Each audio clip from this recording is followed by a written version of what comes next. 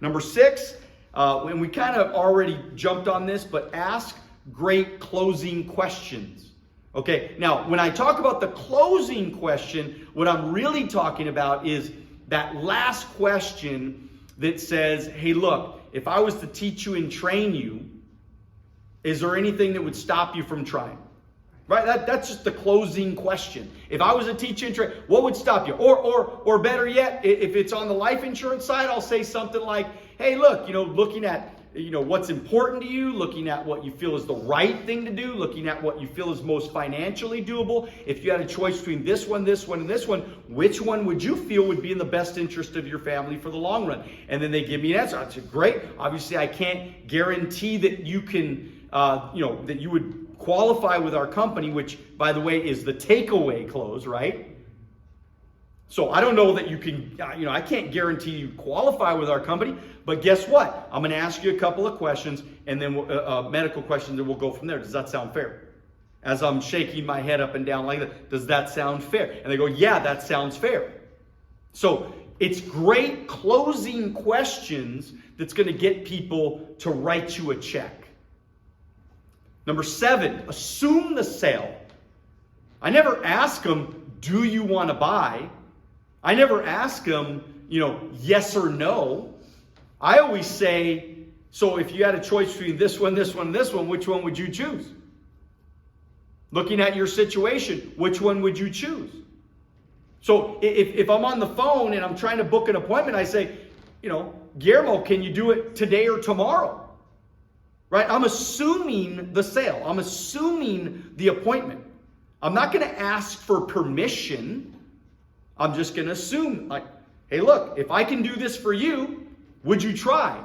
Yeah? Okay, great. I'm just assuming he's going to do it. Just going to ask you a couple background questions and we'll go from there. Does that sound fair? It's assuming that everything's going to go well. And by the way, the reason why I say, does that sound fair, is because it's almost impossible. In all my years, it's almost impossible. If I can get to that question, they always say, yes, that sounds fair, because it's just highly unlikely that the person's going to be so rude to say, no, it does not sound fair. It's very, very difficult. Remember, we have an advantage. When you are a closer, when you know how to close business, when you're a professional at this deal, right? You have an advantage, because in the real world, guess what? Everybody's afraid of everybody. Everybody's afraid of everybody's opinions. Everybody's afraid of what everybody thinks about them. Everybody's scared about all these different. So guess what? I'm not. So who has the advantage? I do. Because all I got to do is I got to say, okay, so I'm going to ask you what I want to ask you, without worrying about how you will perceive me. I'm going to ask you, we're going to do this, and I'm going to ask you a couple background questions. We'll go from there. I need a check for this amount. And what day do you want it to come out every month? Do you understand? That's like the hardest thing for a brand new person or somebody that's new in the business. It's the hardest thing for them to do.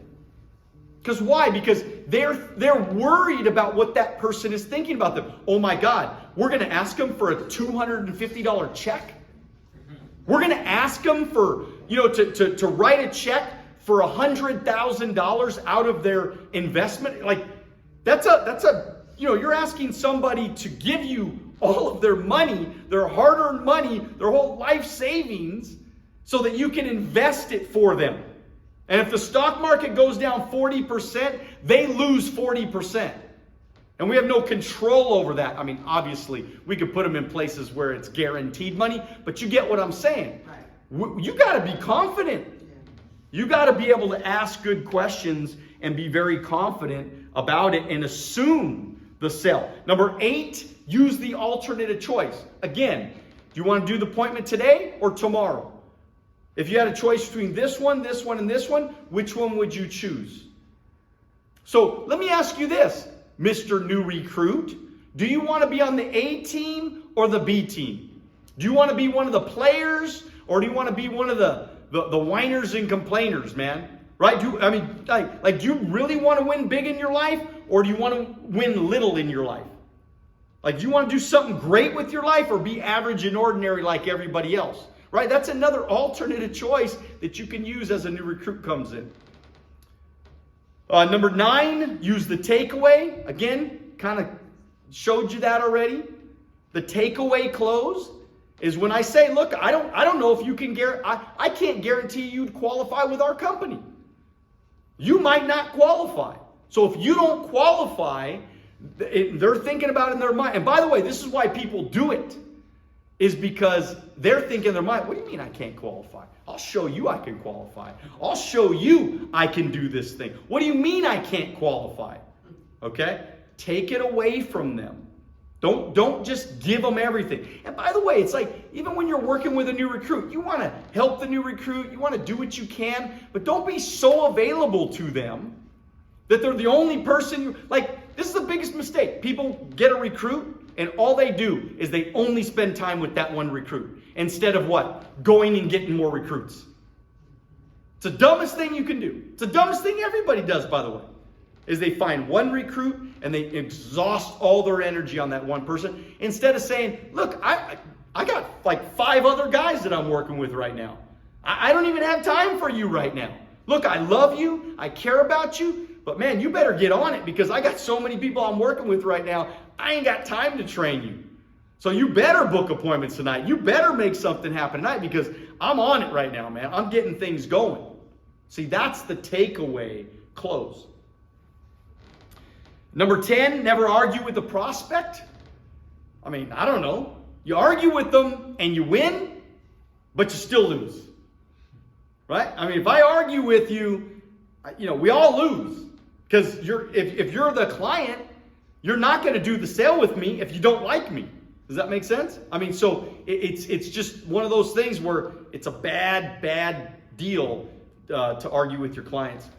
Thank you for watching our short clips on Alonzo Academy. If you'd like to watch the next short clip, click here. If you'd like to watch the entire podcast, click here.